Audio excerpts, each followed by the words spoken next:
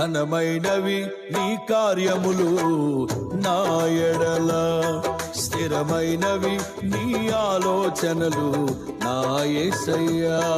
ఘనమైనవి నీ కార్యములు నా ఎడల, స్థిరమైనవి నీ ఆలోచనలు నా యేసయ్యా.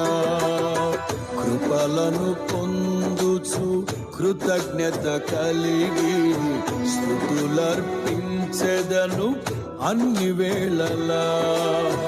కృపలను పొందుచు కృతజ్ఞత కలిగి స్తుతులర్పించెదను అన్ని వేళలా.